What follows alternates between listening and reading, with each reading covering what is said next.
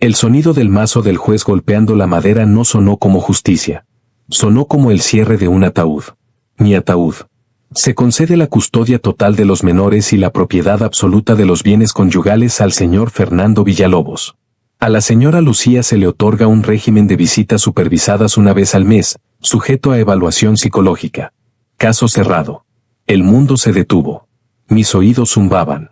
Miré al juez, un hombre con cara de pocos amigos que ni siquiera tuvo la decencia de mirarme a los ojos mientras me arrancaba la vida. Luego miré a Fernando. Fernando Villalobos, el magnate de las telecomunicaciones, el hombre que aparecía en las portadas de las revistas como el empresario del año. Estaba de pie, alisándose su traje de $3,000, con esa sonrisa torcida que solo yo conocía bien. La sonrisa del depredador que acaba de devorar a su presa. A su lado, su equipo de 5 abogados, los tiburones de la reforma, chocaban las manos discretamente. Habían ganado. El dinero había ganado. La corrupción había ganado.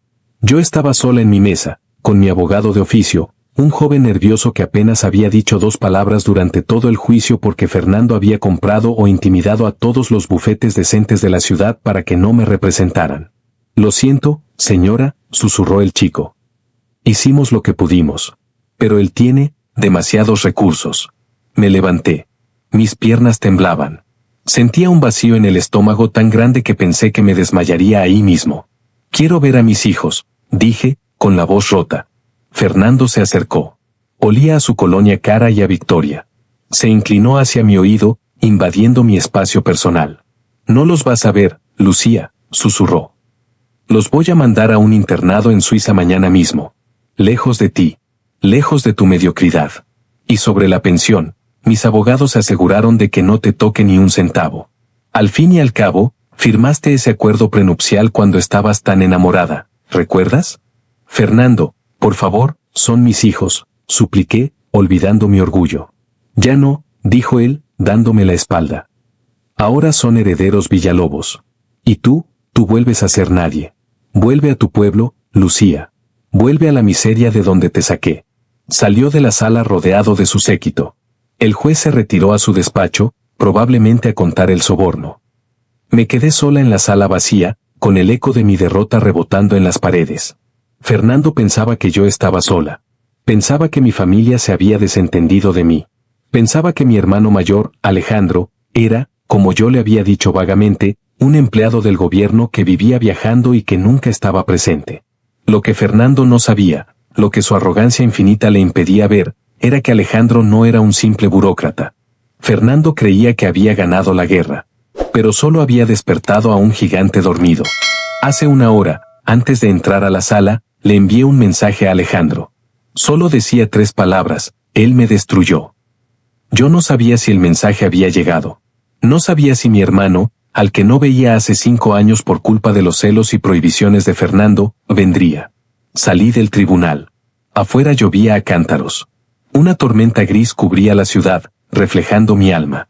Fernando estaba en la escalinata, bajo un paraguas sostenido por su chofer, dando declaraciones a la prensa. La justicia ha prevalecido, decía a los micrófonos. He salvado a mis hijos de un ambiente inestable. Me vio salir. Mojada, derrotada, sin paraguas. Se rió. Señaló hacia mí para que las cámaras captaran mi humillación. Ahí la tienen. La imagen de la derrota. Pero entonces, el sonido de la lluvia fue interrumpido. No fue un trueno. Fue el rugido de motores. Muchos motores. Una caravana de 5 camionetas blindadas negras, del tipo que usan los jefes de Estado o las fuerzas especiales, irrumpió en la plaza del tribunal, subiéndose a la acera, dispersando a los periodistas. Las puertas se abrieron al unísono. Bajaron 20 hombres. No eran guardaespaldas privados. Eran operativos tácticos. Llevaban uniformes grises sin insignias, pero con una postura que gritaba entrenamiento militar de élite. Formaron un pasillo humano. Y de la camioneta central, bajó él. Alejandro. No vestía como el chico sencillo que recordaba. Llevaba un traje negro táctico, botas militares y una gabardina larga. Tenía una cicatriz nueva en la mejilla. Y sus ojos eran 2 abismos de furia controlada. Fernando dejó de reír. Los periodistas bajaron las cámaras, intimidados. Alejandro caminó hacia mí. Los hombres de Fernando intentaron bloquearle el paso, pero los operativos de Alejandro los apartaron con una eficiencia brutal y silenciosa. Mi hermano llegó hasta donde yo estaba. Me miró. Vio mis lágrimas. Vio mi ropa mojada. Vio mi alma rota. Se quitó su gabardina y me la puso sobre los hombros. Estaba caliente y seca. Hermanita, dijo con voz grave. Perdóname por tardar. El vuelo desde Medio Oriente fue largo. Alejandro, me quitó todo, lloré en su pecho. A los niños, la casa, dice que soy una nadie. Alejandro me abrazó fuerte. Luego, se giró lentamente hacia Fernando. Fernando, recuperando su compostura arrogante, bajó un escalón. ¿Quién demonios eres tú?, gritó Fernando. ¿El nuevo novio? ¿Un matón contratado? Esto es propiedad federal. Llamaré a la policía. Alejandro sonrió. No fue una sonrisa amable. Fue la sonrisa de un lobo que ve a un conejo cojo. Llama a la policía, Fernando, dijo Alejandro. De hecho, llama al comisionado. Dile que el comandante Alejandro Vargas, director de Operaciones de Inteligencia Nacional, está aquí. Fernando palideció. ¿Vargas?, balbuceó. Pero, Lucía se apellida Méndez. Méndez es el apellido de nuestra madre, dijo Alejandro, bajando los escalones hacia él. Vargas es el de nuestro padre. El general Vargas. El que tú insultaste en la cena de compromiso, ¿recuerdas? Dijiste que los militares eran perros falderos del gobierno. Alejandro se detuvo a 1 metro de Fernando. Fernando Villalobos. Acabas de ganar un juicio corrupto. Felicidades. Disfrútalo. Porque te prometo que esa sentencia será el último documento legal que tendrás a tu favor en esta vida. ¿Me estás amenazando? Fernando intentó sonar valiente, pero su voz temblaba. Soy un hombre poderoso. Tengo dinero.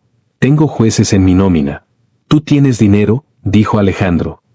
Yo tengo información. Y tengo poder. El tipo de poder que no se compra con cheques, Fernando. El tipo de poder que hace que la gente como tú desaparezca de los registros. Alejandro se giró hacia sus hombres. Lleven a mi hermana a la camioneta segura. Y contacten al equipo financiero. Quiero ejecutar la operación Caída Libre.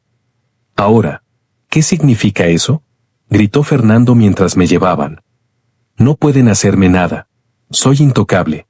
Alejandro se detuvo antes de subir al vehículo. Miró a Fernando una última vez. En 1 hora, Fernando, desearás no haber ganado ese juicio. En 1 hora, desearás haberme devuelto a mi hermana con una disculpa. Nos vemos en el almuerzo. Sé que vas a celebrar al restaurante Le Ciel. Yo invito. Subimos a las camionetas. La caravana arrancó, dejando a Fernando bajo la lluvia, confundido pero aún aferrado a su arrogancia, pensando que solo eran amenazas vacías. No sabía que su reloj de arena acababa de romperse. Antes de contarte cómo Alejandro desmanteló la vida de Fernando pieza por pieza en menos de 60 minutos, necesito pedirte un favor. Si estás en contra de la corrupción y crees que la familia es lo único por lo que vale la pena quemar el mundo, dale un fuerte me gusta a este video ahora mismo. Suscríbete al canal y activa la campanita. Lo que va a pasar en el restaurante te dejará aplaudiendo de pie. Créeme, la justicia divina a veces llega en camionetas blindadas. La hora del juicio, el verdadero. Dentro de la camioneta, Alejandro me sirvió un té caliente de un termo. Tenía una oficina móvil instalada en la parte trasera. Pantallas, teléfonos satelitales, mapas. Alejandro, ¿qué haces?, pregunté, secándome las lágrimas. Fernando es peligroso. Tiene a la mafia local, tiene a los jueces. Lucía, me interrumpió él suavemente. Yo cazo terroristas internacionales. Yo desmantelo redes de trata de personas. Un empresario corrupto de ciudad no es un rival. Es un aperitivo. Alejandro tocó una pantalla. Equipo Alfa, reporte. Una voz metálica respondió, señor director. Hemos accedido a los servidores de Villalobos Telecom. Tenemos los libros contables reales. Los que oculta al fisco. Lavado de dinero, evasión de impuestos y sobornos a funcionarios públicos documentados. Bien. ¿Y sus cuentas en las Islas Caimán? Localizadas y congeladas bajo la Ley de Seguridad Nacional y Financiamiento Ilícito. ¿El banco local? El dueño del banco le debe un favor, señor. Acaba de ejecutar las cláusulas de vencimiento anticipado de todos los préstamos de Villalobos. Técnicamente, está en quiebra desde hace 3 minutos. Alejandro me miró y me guiñó un ojo. ¿Ves, hermanita? Ya no es rico. Pero, los niños, dije. Se los quiere llevar a Suiza. No saldrán del país. He puesto una alerta migratoria roja sobre sus pasaportes y los de Fernando. Si intenta pisar un aeropuerto, será arrestado por intento de sustracción de menores bajo investigación federal. La caravana se detuvo frente al restaurante Le Ciel, el lugar más exclusivo de la ciudad, ubicado en el ático de un rascacielos. ¿Lista para la segunda parte?, preguntó Alejandro. Tengo miedo, Ale. No tengas miedo. Hoy, tú eres la dueña del tablero. Vamos. El almuerzo. Fernando estaba en la mesa principal, rodeado de sus abogados y su nueva amante, celebrando con champán. Se reía fuerte, brindando por la libertad y por haberse librado de la carga. A esa mujer no le quedó ni para el autobús, decía Fernando, riendo. Deberían haber visto su cara cuando el juez leyó la sentencia. De repente, las puertas del ascensor privado se abrieron. Alejandro y yo entramos. Pero esta vez, no veníamos solos. Veníamos con 4 agentes federales uniformados y 2 auditores del gobierno con maletines. El restaurante se quedó en silencio. Fernando nos vio. Soltó la copa. ¿Otra vez tú?, gritó, levantándose. Esto es acoso. Gerente, saque a esta gente. El gerente no se movió. Estaba hablando con uno de los hombres de Alejandro, asintiendo pálido. Alejandro caminó hasta la mesa de Fernando. Tomó una silla vacía, la giró y se sentó a horcajadas, mirando a Fernando a los ojos. Te dije que nos veríamos en el almuerzo, Fernando. Lárgate, chilló la amante de Fernando. No saben quién es él. Oh, sabemos exactamente quién es, dijo Alejandro. Fernando Villalobos. Un hombre que, según mis datos actualizados hace 2 minutos, tiene un saldo bancario de $0 y una deuda de 50 millones. Fernando se puso rojo. Estás loco. Tengo millones. Su teléfono sonó. Era su contador. Fernando contestó, temblando. ¿Qué? ¿Qué dices? ¿Congeladas? ¿Todas? Es un error. Llama al banco. ¿Qué el banco qué? ¿Ejecutó la hipoteca? Fernando dejó caer el teléfono sobre la mesa. Miró a Alejandro con terror puro. ¿Qué hiciste?, susurró. Yo no hice nada, dijo Alejandro encogiéndose de hombros. Solo le mostré a las autoridades y a los bancos la verdad sobre tus negocios. Resulta que lavar dinero para cárteles no es bien visto por los bancos internacionales. Fernando miró a sus abogados. Hagan algo. Párenlo. Demándenlo. El abogado principal, el líder de los tiburones, cerró su maletín. Señor Villalobos, si sus cuentas están congeladas, no puede pagar nuestros honorarios. Y dada la gravedad de las acusaciones federales, nos retiramos del caso. Con permiso. Los abogados se levantaron y se fueron, dejando a Fernando solo.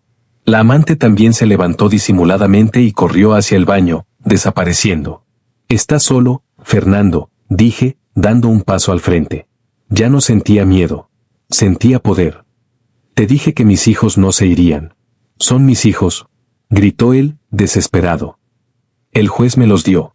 Ese juez, dijo Alejandro, acaba de ser arrestado en su despacho hace 10 minutos por recibir sobornos. Su sentencia ha sido anulada. Se ha ordenado un nuevo juicio. Y adivina qué, con tus cuentas congeladas y una investigación criminal encima, ningún juez te dará ni la custodia de un hámster. Alejandro hizo una señal. Los agentes federales se acercaron. Fernando Villalobos, dijo el agente al mando. Queda detenido por lavado de dinero, fraude fiscal, corrupción de funcionarios y conspiración. No, no pueden hacerme esto.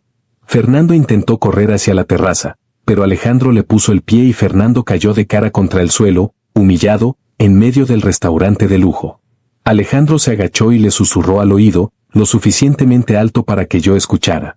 Esto es por las lágrimas de mi hermana. Esto es por cada vez que la hiciste sentir menos. Agradéceme que soy un hombre de ley, Fernando.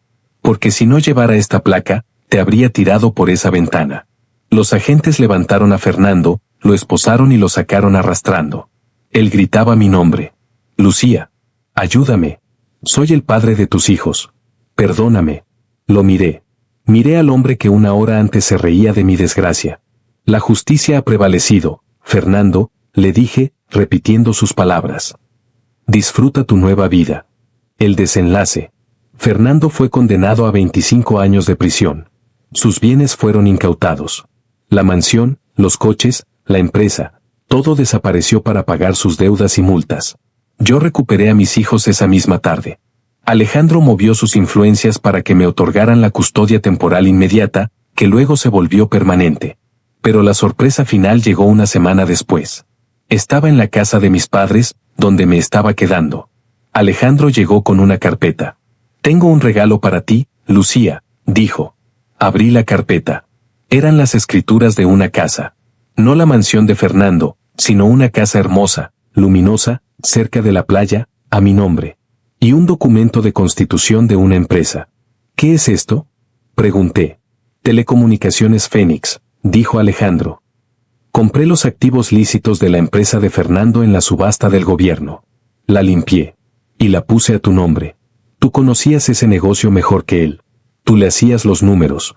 Ahora es tuya. Lloré. No de tristeza, sino de gratitud. No sé cómo pagarte esto, hermano. Ya me pagaste, dijo él, besándome la frente. Sobreviviste. Y recuperaste tu sonrisa. Hoy, dirijo mi propia empresa. Mis hijos crecen felices, lejos de la toxicidad de su padre. Alejandro sigue salvando el mundo en las sombras, pero viene a cenar todos los domingos. Aprendí que a veces, cuando crees que has perdido todo, solo estás haciendo espacio para lo que realmente mereces. Y que nunca, jamás, debes subestimar el poder de la familia. Fernando ganó en la corte por 1 hora. Pero yo gané la vida entera. Gracias por escuchar mi historia. Si sentiste la satisfacción de ver caer a los corruptos y crees que la familia siempre debe protegerse, escribe «La sangre pesa» en los comentarios. Y recuerda, aunque te sientas solo contra el mundo, nunca sabes quién puede estar a una llamada de distancia listo para traer la caballería. No olvides darle like, compartir y suscribirte. Nos vemos en la próxima historia de justicia y poder.